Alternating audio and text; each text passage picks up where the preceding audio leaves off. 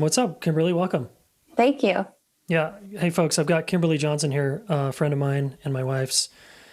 And I want to say something about Kimberly, and then we're going to dive into an interview where I am asking her really about this predator-prey dynamic, our nervous system, and how power dynamics play out in relationships. So I'm really psyched you guys are here. This is going to be a good one. So first, a little bit about Kimberly. Kimberly's a sexological bodyworker, somatic experiencing practitioner, yoga teacher, trainer. She actually taught me yoga many, many years ago, like 15 years ago. Postpartum advocate and single mom. She helps women heal from birth injuries, gynecological surgeries. Wow, that was tough for me. And sexual boundaries. Well, that's because you already had to get through sexological. So gynecologist, you got through sexological. I was proud of myself for that. Mm-hmm. She's the author of the early mothering classic, The Fourth Trimester, and the upcoming Call of the Wild, How We Heal Trauma, Awaken Our Own Power, and Use It for Good. Check it out. Here's her new book, Call of the Wild. Oh, yeah.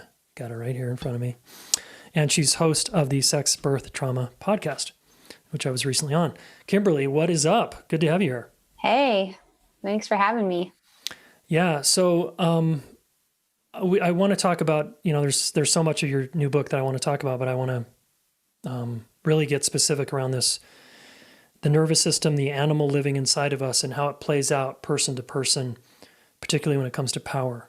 So I wonder where you could start us off in this conversation about that, Yes. So I'll start you off with when I was in somatic experiencing school and we were watching videos of wolves and rabbits and other kinds of animals. And as we watched the wolf stalking towards the rabbit, I started getting more and more nervous. I started to sweat. I started to almost shake. And all I could think over and over again was, oh my God, get away, get away, get away, get away, rabbit. Oh, no, here comes a wolf. Like, get out of there. Ah! Yeah. And then they turned off the video and they asked everyone there who identifies with the wolf and who identifies with the rabbit. Oh, wow. And in my head, I thought only jerks would identify with the wolf. But lo and behold, 30% of the class raised their hand, and there were people that I liked and that I already had personal connections to. So I couldn't just be like, well, they're just, I couldn't discard them. Yeah. And there I was, like, not on a spectrum, like a 100% in rabbit mode. And that gave me a huge insight into so many parts of myself, where all of a sudden I understood my own activism. I understood my vegetarianism. Wow. I understood all these ways that I saw the world and situations I found myself in. And so that was the beginning of my curiosity of my own relationship with the predator and predator energy, or we could call it hunting energy. Yeah. And I mean, just the cover of your book, you've got this jaguar and you talk a lot about the jaguar.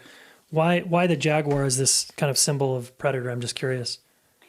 When I was living in Brazil, where I lived for 8 years, I was working with a male somatic experiencing practitioner. So there came a point in my healing path where I needed that positive transference onto a male figure because I recognized that I was viscerally, there was some fear for me with men. And I had been married and I'd had relationships, but there was something that was more primitive to that. So I chose a practitioner who was big, who was like some of my earlier perpetrators.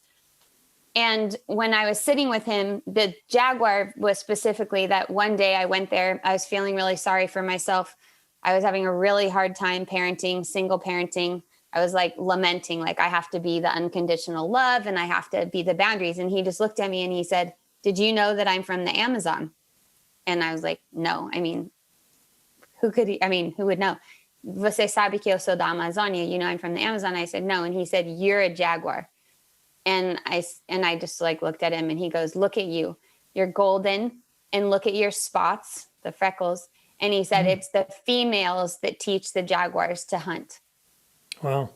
So in that moment, he kind of cracked my paradigm, this thing that I'd created inside myself that was like the unconditional love is different than the hunting. And this idea that I would need someone else to protect me or us he was like, no, you are that. And he said, go home and watch videos of jaguars playing with their cubs. And so that's what I did. And I started doing those things with my daughter because at the time she was having kind of an imbalanced sense of authority. Like she wasn't really understanding her place in the hierarchy of parent and child. Okay. And so I started wrestling with her and playing some of the games that I was seeing the jaguars do. And since then, it's become a symbol for me of this healthy predator, which is, we're what we consider a predator and how we use that colloquially is actually feral. A healthy predator doesn't kill more than it needs. It's only feral animals, wolves, that go next to hen houses that then destroy hen houses. So we can trust our wildness and we can trust predator energy. What we can't trust is that unhealthy, out of balance, feral behavior. Yeah, totally. Wow. And it seems like we have this association, or at least I do, that predators are males and preys are females. I don't know if that's really reductionistic, but it seems like a lot of us are going to have that type of frame. For sure. And that's really one of the main points of the book, is that we've made the predator-prey dynamic a moral thing, and it's actually an organic thing. So we think that our morality and our ideology should rule this, but actually it's our physiology that's ruling it. So in general, because fight responses are associated with men, so even the emotional signposts of a fight response, irritation, frustration, anger, rage, and the emotional signposts of a prey animal, which is either a flee or a freeze. Mm-hmm. So the flee is worry, panic, anxiety, and the freeze is confusion, disorientation, helplessness. As a culture, we don't like men to express panic and worry or confusion and disorientation. Definitely not. Yep. And we don't like women to express anger and rage. Yeah. So then not only do we have this dimorphism, then we run those grooves, and the more we run those grooves, the more familiar they are to us, and the harder it is to do the opposite. So activating for women, activating healthy fight responses can be more challenging also because we have this whole other tier of the nervous system that you've talked with Porges on your podcast about, and that many of your listeners will know about, which is the social nervous system. And that disproportionately impacts people based on hormones, because estrogen is a bonding hormone. So we're more likely to be concerned with how the good of the group is, and interpreting these social cues.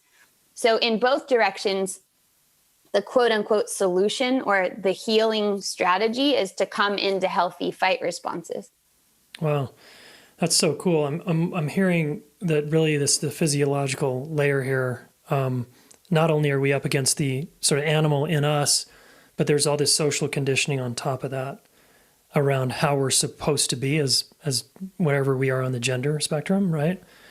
And so are you saying, it seems like what a lot of your work is about is women getting in touch with that, maybe the weaker muscle, which is the aggression or the healthy predator. Is that sort of what you're saying?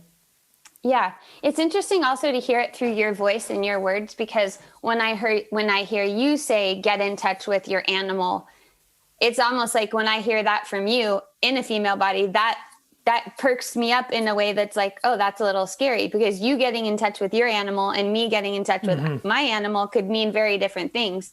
Right. But yes. And I've often made the joke that sometimes maybe you or Dan Doty or someone should teach Activate Your Inner Rabbit, because maybe there's something to be learned there on the opposite side of the spectrum. Yeah. But what I'm really trying to do is help people understand that for healthy sexuality, parenting, relationships, we need to occupy that full spectrum in our nervous system. So exactly what you're saying, if we're finding ourselves in fawning, fitting in, freezing, or flight all the time, then yes, we need to be able to tolerate healthy activation. And most of the trauma work comes from men. Most of the research is on male bodies. The females are kind of the identified patients, like talk about sexuality and then like talk about the women who are abused. Right. But it's neglect, it's all down regulation focused. It's all about relaxing and slowing the system down. And, and what most of the women that I work with need is being able to bolster healthy activation and handle charge. Totally. And are you also, I kind of heard a piece about the estrogen, maybe testosterone dynamic. Like are you saying women also need to activate more testosterone and somehow turn down the estrogen? No. Or that maybe is impossible or what? I'm not really sure about that, but I think we're a culture in love with testosterone.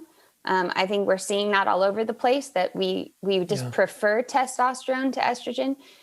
I just want women to know that instead of shaming or blaming ourselves for the reasons why we choose politeness over self-advocacy, or the reasons why we might be afraid to stand out or make waves, is actually part of our hormonal wiring, which enables us to mother well, but in other situations predisposes us to harm.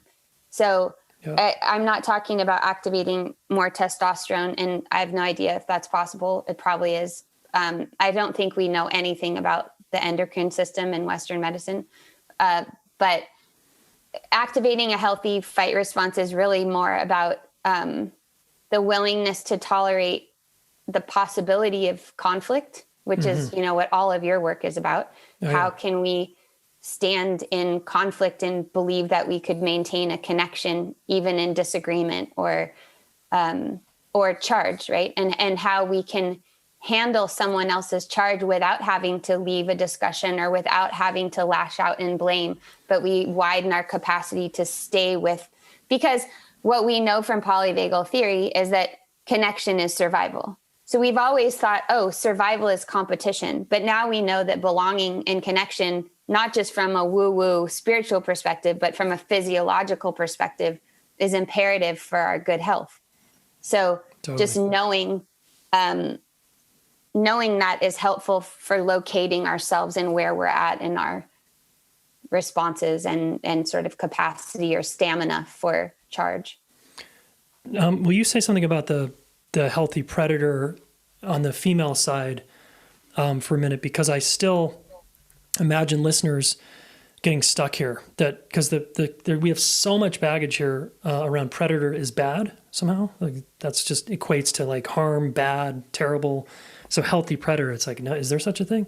I know there is. I'm really trusting what you're saying. And what's another way to, I guess, walk people into the healthy predator? Because you're, in a way, you're just saying, well, it's just about engaging in conflict, where maybe for someone else that feels like a big gap. Because predator is like, I'm going to pounce on something and eat it or kill it or something. So will you help us maybe, I don't know, ease into that word, because it's such a loaded word, I think, for so many people, and the association is so negative, I'm imagining. So it makes a lot of sense that people would have a negative association with it, because if you've ever been in a prey position, you would never want to be want to be the one who's doing the harming, right? You don't want to identify with that. And that's sometimes why we go even more into prey mode. Like in my case, why I was eating vegetarian and making all of these choices based on that association with the prey. On the one hand, I want to leave the word there, because that is the work, is to look at it within the natural world, is that predators and preys need each other in the natural world. Totally. And sometimes we need that energy that is to pounce and consume.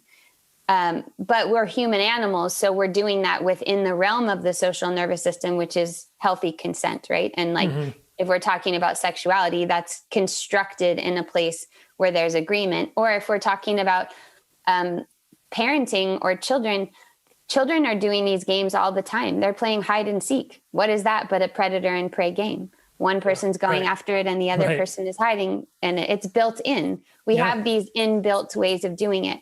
And when we deny those things, that's when they get feral, and that's when they go out of control. But if someone really can't get past that word, then I would just use the word of a hunter or a huntress. And hunting is to set your sights and to have laser focus and to know what you want and to go for it. Yeah. It doesn't have to be that you're going to annihilate that other thing. To me, it's a visceral feeling. So I was in a gym and I was watching this guy. He had headphones on and he's a champion weightlifter. And he was doing those, I think they're called snatches, where you pull the thing up onto the bar and then you jump it up and you pull it and you jump it. Yeah. And so he was doing his sets and then he threw it down. And when he threw, I couldn't hear the music he was listening to, but he threw the weight on the ground and he looked at it just like I had you, I owned you. And when he did that, I realized I don't know that energy inside me, but I wanted it. It was like, I need to like what? And so it's the same energy of like, I like pick you up and I'm going to shake you around and I'm going to throw it off. Like I own this experience. Right. Yeah. So when we have some people might have a negative association with predator, but when you're a female, you might also have a negative association with the word aggression or ambition, because our likability goes down if we show ambition or aggression. And that's proven. That's research. That's just like female political candidates. They are conditioned and rehearsed. Don't show disgust. Don't look pensive. Don't display disagreement, because when females display disagreement, our likability goes down. Wow. Yeah. So I do the opposite. I teach people to tolerate being disagreeable, to tolerate being disobedient, to tolerate being unapologetic. Because unfortunately, if you're in a female body and you're dealing with the medical system, which we pretty much all have to do at some point, we're going to have to be slightly disobedient, because the medical system is also not set up for our health and our well-being. Yeah. Wow. So good. And by the way, just to be clear, I'm not saying get rid of the predator term. I'm just saying some people might have an issue with that. I'm just thinking through it with you. Yeah. Cool. I really like it. I see your skull on your wall. Yeah, exactly. I really, I'm loving this because I feel like, and I'm just all of a sudden thinking of aware of the male part or the masculine part of the prey. And like you're jokingly saying we should have a rabbit intensive or something, which sadly, because of male conditioning, like it sounds maybe sexy and empowering for women to do what you're talking about. Whereas to ask men to be more like prey, that for a lot of men, they're going to associate that as like emasculating somehow. And I've got it, which I don't agree with, but so many men need more estrogen in a way, in some context, to like parent well, for example, or to listen extremely well to their partner until their partners feels understood. So I don't know. I'm just kind of talking out loud here about the male side of this and what our work is, or the masculine partner, you could say. Will you say more a little bit about that? Yeah. So I don't know. I mean, when I'm talking about men, I'm basically taking what I learned from other people, because I'm not in a long-term relationship with a man. And so I feel like I'm a student of men. I just know that when I'm working with women and they become more clear and they become able, because sometimes what we're calling predator energy or a healthy fight is just your ability to say the things you need to say and make the movements you need to make. Mm-hmm. Something that simple is something that a lot of women haven't been able to do in the past. So, and I'm assuming that there's a lot of men and non-binary people out there that also relate and say, there's a lot of things I want to say that I can't say because I'm afraid to say them. Sure. So we're all having all of these responses. It's just what we have space for in our system. And I don't think that I'm becoming any more male because I'm accessing a fight response, because these are animal things. They're not gendered. They have a gendered overlay because of conditioning, and then our hormones play a role. Mm-hmm. But I would just ask you, like, when you've allowed yourself to collapse, or when you've allowed yourself to go into a freeze, has that made you feel emasculated? No, not emasculated, but definitely vulnerable. And that's where I want to be in the moments when I'm scared, for example, or I'm really hurt. I don't want to run from that. I want to be with that. And if that means I look weak on the outside or whatever, I don't care. And it is still vulnerable. Yes. And for many women to express anger also feels very vulnerable. It feels like you're going to be mean, you're going to be rejected, people are going to think you're bitchy, whereas probably the stereotype of what a man would feel is like people are going to think you're weak, they're going to think you're a baby. You're feminine. You're right. There's going to be associations that are really misogynistic, really. Yeah. And so, we have this whole spectrum of responses and that's another thing that I really always want people to know is that we're all living in all these nervous system responses every day in many ways and maxi ways, but it's like a soundboard, an audio soundboard. We're always adjusting levels just in order that we repair in terms of power dynamics. Like for instance, right now, you and I are in positions of power. We teach a lot of people and we teach them about sensitive things. Mm-hmm. Because of that, they're likely to fawn us. They're likely to go along with things we say. They're likely to be super nice to us. They're likely to compliment us. And so we have to know that because we have a certain responsibility because we have that power. And I'm really interested in that because it's like, okay, we had the era of Me Too where women finally said, you know what? It's not my fault. This wasn't my fault. I'm going to talk publicly about these things that I've internalized or I've hidden. I don't have to be ashamed. But we haven't had the corresponding I did it. We haven't made space for the other people who are on the other side of that situation. If there's that many women with Me Too's, then there's that many men with I did it. We like to think differently. We like to outsource and be like, oh, well, that's just a few men. But no, it's not. We live in this soup, and this soup is gray area that we all occupy. And I'm really interested in, okay, yes, this side, but can we make space for when that dynamic goes out of balance? Because they're puzzle pieces to each other. The more sympathetic and aggressive you get, if I haven't trained my system, the more parasympathetic and deferent that I'm going to get. Yeah. And so how do I train my system to come up? But then also, what happens, what makes space for someone to say, I did it? Yeah, totally. I mean, I was just thinking that, and we talked a little bit before about this, that I think a lot of men, if we're just going to make this a male gender thing, even though I get that it's larger than that, because of the shame of, and the compartmentalization of pain and things I've done, quote, wrong, or where I've crossed lines, crossed boundaries, I don't want to take responsibility for that because there's so much shame in the way. And then I could get in trouble or something bad could happen. And so I'm just going to stuff it and go to my grave with it, which is, I think, really sad. But you're right. I really appreciate the space here that I feel with the I did it part of the conversation. And maybe mine's not a sexual violation, but I hear permission for me as a man to talk about where have I crossed a boundary? Where have I hurt someone? Where have I abused my power? Where have I, right? And I feel a lot of space in there. And that's a conversation that I'm really intrigued to have because I'm loving the invitation there, I guess is what I'm saying.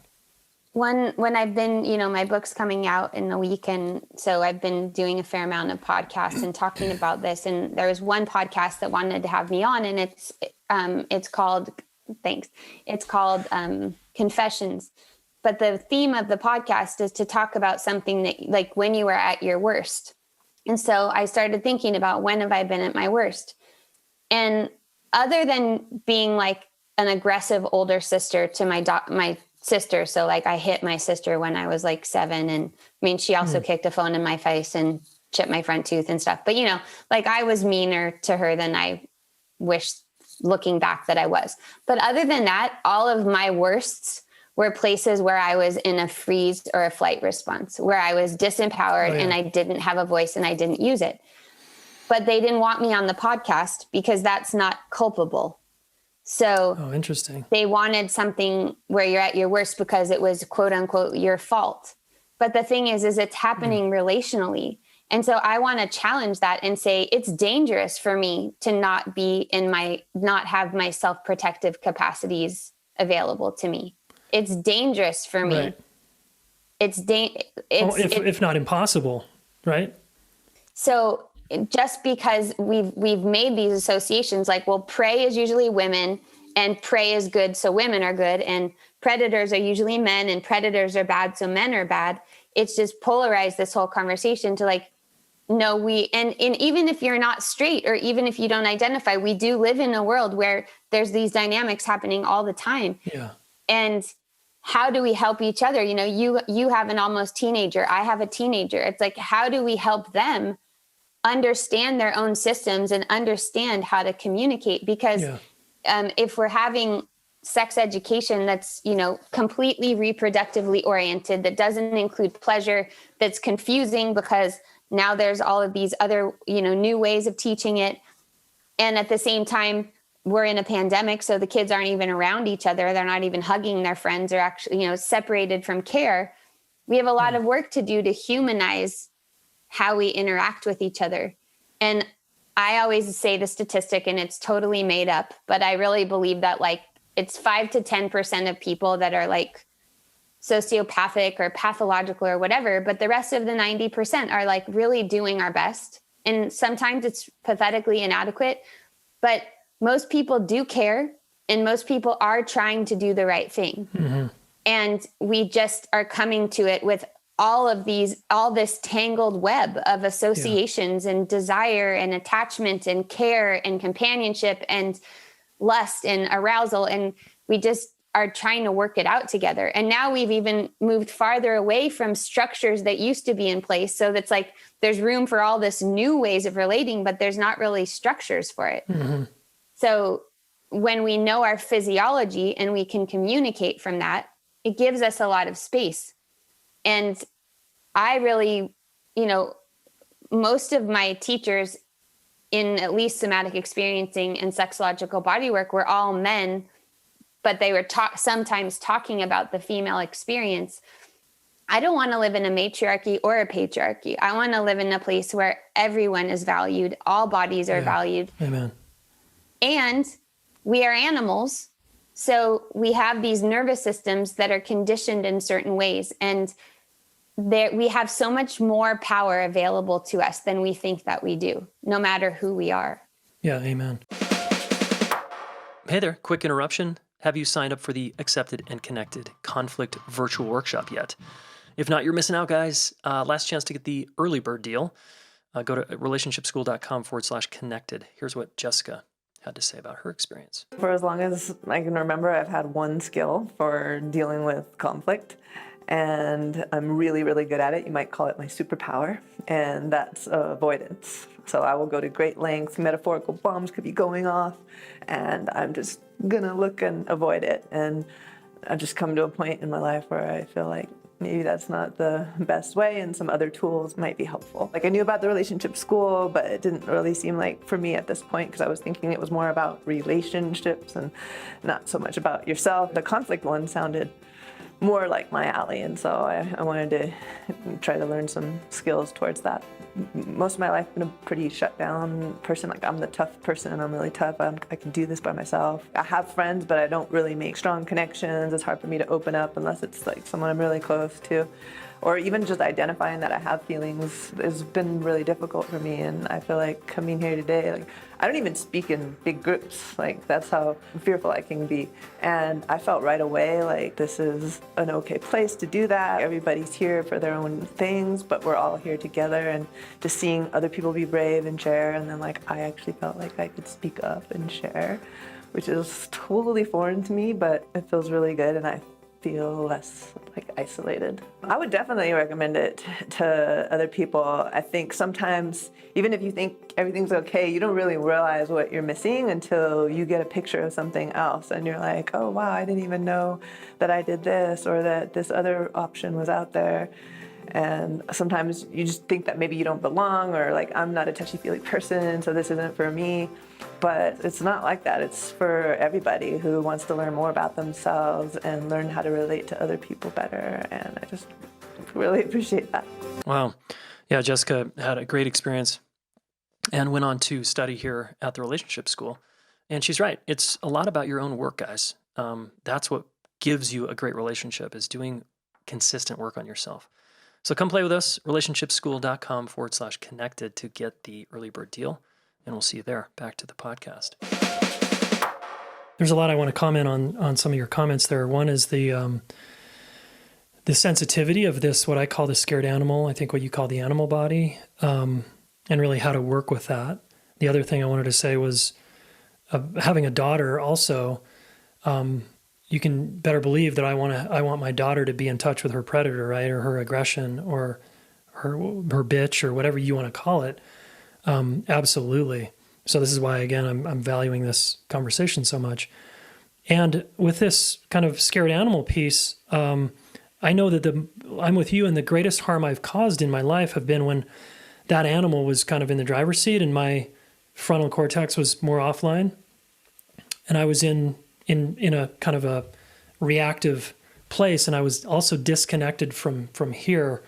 So I'm curious how do you talk about the heart or that sort of good people thing that you were just talking about as inside of this animal body, where the discernment of when I'm actually hurting someone, right, versus when I'm taking care of myself. You know what I'm saying? Like, because I can think I think the greatest tragedies in the world are happening when people are disconnected. So as far as our daughters are concerned, I think we're straddling a line of like preserving a certain level of innocence and then together educating them in a way, because if you're in a body that is, what both of us are white, especially white women are really conditioned into a certain kind of an innocence a lot of the time that is actually, it's also not organically intact. It's like, it's not in relationship to the environment of the natural world. Like just if you were going to be outside kind of thing. Mm-hmm. But I also see people going way overboard and giving kids a lot of information that they're not ready for because they're trying to do the right thing in education. Yeah, totally. A lot of this has to do with being in nature. When you're in nature, you are dealing with these dynamics all the time. Like, have you seen dead animals? Have you watched in real time animals relating to each other? People who live on farms usually know a lot about this, right? Like people who live on farms, they don't spoil their dogs. They're like domesticated animals. Right. They really know the difference between the animals that are there that they're breeding. So there's all different kinds of ways that we're relating that are outside of our domestication. I think that matters. Mm-hmm. Agreed. And then you said the scared animal. So, and this piece about hurting others from a disconnected place, what I'm saying is disconnected. Mm-hmm. So if you put an animal in a cage, it only has a few options. Sometimes it circles the perimeter. Some of the animals will bite the bars and break their teeth on the bars. Some of them try to escape, and then eventually many of them just give up and they just lay there and they never try to get out again because it wasn't successful. Yeah, zoos. Or people in pandemics. Yeah, right. So I think what do we do is, first of all, when we see somebody that's suffering or in immobility, we have a couple of choices. We can either, I notice that when I'm around someone who's very dorsal, who's got a parasympathetic collapse, sometimes it makes me accelerate. It makes me frustrated and it makes me want to get them going. Yeah. That doesn't usually work. Yeah. What does work is kind of noticing where they're at and sidling up to them. Mm-hmm. So in fact, this piece of my body of work came because someone came to my office. It was summer in a dome in Southern California, hot. And she came with 3 layers of clothes and a hat and a head wrap and sunglasses as if she was incognito. And she said, yeah, my friends laugh at this all the time, but like I'm cold all the time. And she came in because she just was too sensitive to even go for a walk on her own, because if people would come up to her, she would just feel like it was too much. And when I said to her, okay, how about you be the wolf and I'll be the rabbit? Because I saw she was in rabbit mode. She was in the scared animal mode. Yeah. And so I thought, okay, you be the wolf. She immediately went into a submissive gesture and froze in the gesture, just at the suggestion of being the wolf. Yeah. And at that moment, I realized, okay, because she was a doula and she was a feminist and she had all the ideas in her head, like, I want to be this thing, but her body was doing something else. Yeah. So I know I'm not addressing, I guess it's also because it's funny, but it's so outside my experience, because I don't have that many experiences where the instinctual part of myself gets way in front of where I'm at, because I do the other, I collapse. So I don't act it out. I don't spray it all over the place. Interesting, right? It's very unusual for that to happen for me. Yeah, whereas I have so many experiences of doing the opposite as a dude, drinking and doing LSD, and then getting in a fight with someone and just losing my shit and literally getting in fistfights and like really intense aggression kind of energy but I wasn't home. Like I wasn't actually here. There was no one commanding the vehicle, Well, I think you've also, and I think it's true. Like if your physicality is more directed into a fight response, then it's really common that, like, because the domesticated world, school, offices, work, it doesn't provide a place for that energy to go. Yeah. And so then we're in like a whole conversation about just how culture is structured. Yeah. But I know you've done a lot of work with, outdoor bound type of work and, taking people outside to have a place for that energy to go that's not so contained. And it's good to bring up substances, because the substances are when people have such a high level of activation and discomfort, using something to try to shift it. And a lot of times, for a lot of women too, if they've been using substance for that way, then they get pregnant and they stop doing it. And then oftentimes they're newly postpartum, they stop doing it.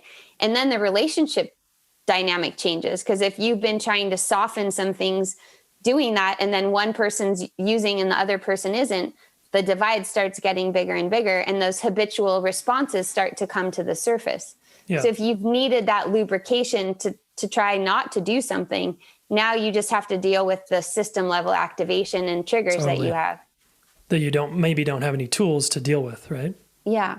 Yeah, so many. So, okay, what are some ways that we can, the listeners can get in touch with this healthy predator, this part of us that might need to mobilize to protect or defend or take care of or own my space or, apply for the job or initiate the conversation with the person I'm attracted to? So one thing that I would say too is that, as you were saying all those examples, which are great examples, a lot of times, so male arousal right now in the culture is kind of seen as threatening, right? So like men don't really know what to do with it. It's hard for them to tell about appreciation versus objectification. Should I do this? But a lot of times it's because there's no outlet for that, like a healthy outlet for that aggression, which could be, someone says martial arts on here, like physical ways, and not just by yourself, not just going running, but like encountering something, right? Yeah. We're looking for something to engage with at that point. My whole class is really about this, but one thing is we want to be regulating our system before we're at a crisis point. So the simplest thing that I could offer the people listening or watching is looking up away from what you're looking at right now and looking around your space.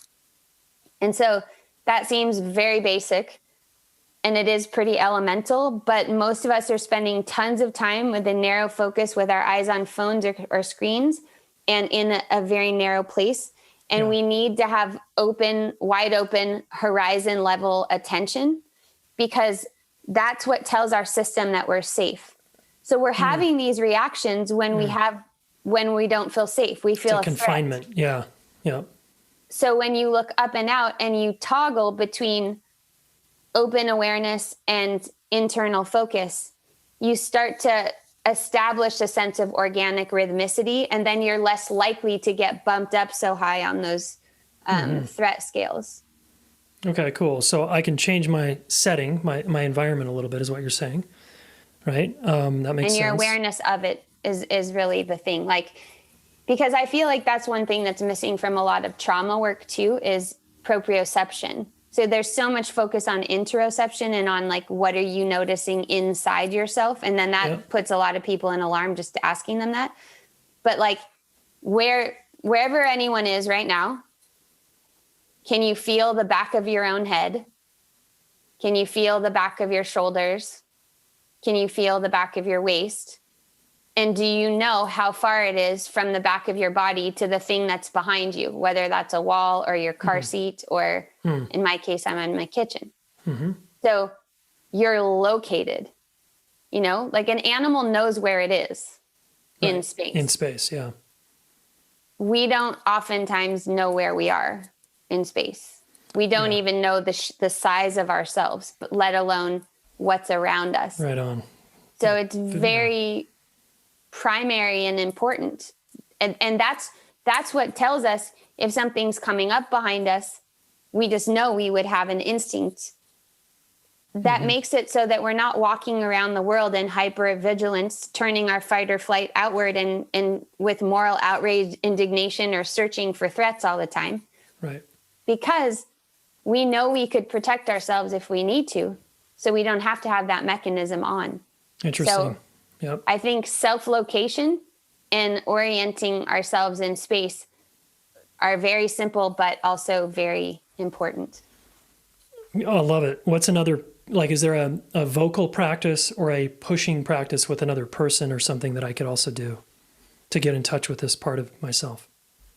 Yeah, there's so many things. I mean, play is really good. So sometimes even just the games of mirroring someone else or bouncing, you know, like bouncing up and down on your heels and letting your breath coming out as you do that. And then just seeing as you're moving around, if there's sounds that want to come out. There's lots of different breathing cycles that you can do that activate these parts of the nervous system.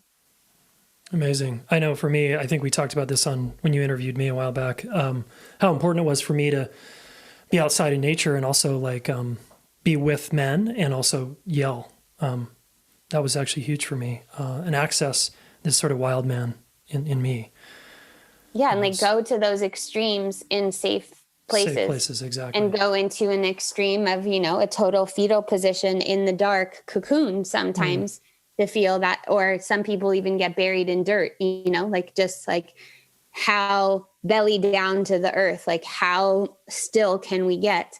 And then how big can we get is a really helpful way to stretch that ability. I'm remembering my first trauma, well, one of the first trauma-ish sessions I did as a client, and I was in that fetal position under a blanket. And I had to like kind of find my way out. And it was pretty scary actually, because I was so in touch with that part of me, you know? That's cool. Kimberly, your book is coming out here, or your book pre-order right now, and it's out what date? April 13th. April 13th, Call of the Wild. And pre-orders go a long way. So for authors like Kimberly, I would recommend getting that. And where is the best place for someone to pre-order your book? Go to KimberlyAnnJohnson.com/chapter. You can get the first chapter for free there. To order the book, you can go to the Big A. It's on sale there right now. I don't even know how they do this stuff, but, or better yet, go to your local bookstore, Boulder Bookstore, anywhere where books are sold. Yep. It'll get sent to you next week. Amazing. Yeah. Yeah, cool. And when I get the first chapter, I would recommend that. I think, again, that's another way to support Kimberly is grab that first chapter, get started, get kind of warmed up before the actual book comes in the mail. And I just in looking at the book, Kimberly, I love how it's structured. I'm like, damn, why didn't I structure my book like this? What do you mean? Well, I just love the resources in the back, the Jaguar GPS, a guided practice map, feelings when your needs are not satisfied. There's just a lot of really cool, actionable stuff in this book and user-friendly stuff. So, yeah, I love the way it's structured. Yeah. I mean, my hope is that, let's face it, Homo sapiens, we're having some difficulties right now. A lot of the difficulties are based on our out of syncness with biology. So we're having trouble reproducing. We're having trouble with infertility and birth. We're having trouble with sexuality. Autoimmune diseases. We are like sicker than we've ever been. Yep. People can't breathe. It's hard for people to eat food. We're having digestive stuff, right? So all of these things that are just elemental to surviving and thriving as a species. And we're at a precipice where we kind of know what we've been doing is not working, but we don't actually know where we're going yet. And that's true in marriage and relationship and sexual dynamics. And it's true in just culture making, how we do culture together. And I'm hoping this book gives us a common language, because sometimes if we're in a work environment, for instance, and I'm having a difficulty, and I know it's gendered, I know it's because you're identifying and you're seeing things from a male point of view and I'm seeing them from a female point of view. And I say that, I'm automatically putting myself in a victim position, even if I don't feel like one. And I think that animal language is potentially one way that we can get out of that. Ooh. If we can just talk about nervous system reactions, then you're not automatically going like, oh my God, here we go again. Yeah, sure. Okay. But we can talk about power and how that impacts our ability, because, doctors are like, well, you said you wanted this. I don't understand. Or like, partners are like, well, you said yes yesterday. I had no idea that you were just going along with it. I don't know. You didn't say it. That we need to be aware that those things are happening. And I think when we occupy our animal body, as ironic as it might seem, that becomes more apparent because our felt sense is more refined. Yeah. So instead of doing I've got a male boss and he's part of the patriarchy asshole, I could say, wow, I'm really feeling kind of dominated here by this person, and I need to activate the part of me that can dominate also, or that can push back and that can use my voice to set a boundary or speak up for myself or whatever. Is that kind of what you're saying? So there's a great example of one of my students who went to Home Depot and needed some help with some kind of a question. And, I'm famous for saying, like, when I need male energy, I go to Home Depot or Jiffy Lube, right? You're going to get like the most of the masculine testosterone if that's what you're looking for. He was being kind of a jerk towards her, and she felt herself starting to go rabbit, but she remembered the class. And so instead of getting rabbit about it, she puffed up like a peacock and physically and answered him in that way. And then he de-escalated and they ended up having a great interaction. Wow. So somebody's got to have the code, and waiting for people in power to change is it's probably not going to happen. So in the meantime, when we activate more of our own power, which I say activate your inner jaguar, we just not only mobilize it in ourselves so that we can be healthier, we also change the way everyone around us responds to us. Totally, because it's almost like it's a mammalian signal, right, below consciousness almost. Like it's the neuroception, as Porges calls it, right? Yes. We're feeding off each other. Wow, I really feel like this is helping me. I mean, I feel like you're helping us get in ourselves and own our space. So I really appreciate that, Kimberly. Awesome. Yeah. What final words before we close out here? What else do you want to say to the listeners here? I want to say it's time. Let's do this. If you are listening and you haven't, I did it, find someone who will listen. Most people really want to hear it. We're waiting for a space. One of the ways that my work really took off is because I wrote an apology as if I were Judge Kavanaugh, what I would say if I were him. Instead of denying it, I would just say something like, I was really lost in high school. I was swimming in this soup. I was abusing alcohol because that's what everyone around me was doing. I actually don't remember what I did. I wish that I did, but I am so sorry for the harm that I caused that has lived with this other person for their whole life. And I want to do better for my children, for our children. I do think that we are ready as a culture to hear those things and not scapegoat people. That's a prediction. But I certainly want to create the space for the I did it's, because I just don't think only one side, again, of being the identified patient and the quote unquote weaker one. I think that only goes so far. Yeah, amazing. Thanks, Kimberly. Again, to find her book and the first chapter, go to KimberlyAnnJohnson.com. Is that right? Yep. Yeah, awesome. And then the big A, as she said, if you want to pre-order this thing, and I strongly recommend you do. It's awesome. Okay, action step. Go check out and buy Kimberly's new book, The Call of the Wild, on Amazon, of course. Or go to Kimberly Ann Johnson if you want the first chapter of the book, KimberlyAnnJohnson.com. And let me know what you think. I'm so curious as I dive into this book myself. Okay, another action step here is there was a couple really big takeaways for me. One, I love this thing about the proprioception, about like doing a meditation where you're maybe in a public place and you actually can feel into what's behind you and what's around you and what's below you and what's above you. I think that's super valuable next time you're in a public place. You might try it at home first, get to know that space, and then try it again in public. Share with a friend, report back. Okay, that's one thing we can do. And I encourage you to, this one's for parents. Parents, play rough with your kids on the bed. And the value of that is in the Warren Farrell podcast. Playing rough with my kids is something my wife really appreciates that I do. And it also keeps them in their animal body. And we get into these really cool tickling fights and wrestling matches. And it's just, I think, super good for children. And if you want to know why, you can listen to that podcast with Warren Farrell. So just Google Warren Farrell, Jason Gaddis. I can't remember the episode. Check that out. Rough play, very helpful. If you don't want to do it with your kid, you don't have kids, do it with a friend or a partner. Wrestle on the bed, wrestle on the ground, and push the edges just enough so that both of you are like, whoa, that was a little scary. So you want to get your nervous system, up a little bit.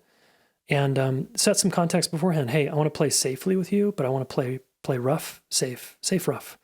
Yeah, we didn't really get into that as a practice, but that's just what came up for me after this episode. After our recording, I was like, oh, wish we would have gone there more. Yeah, so those are some.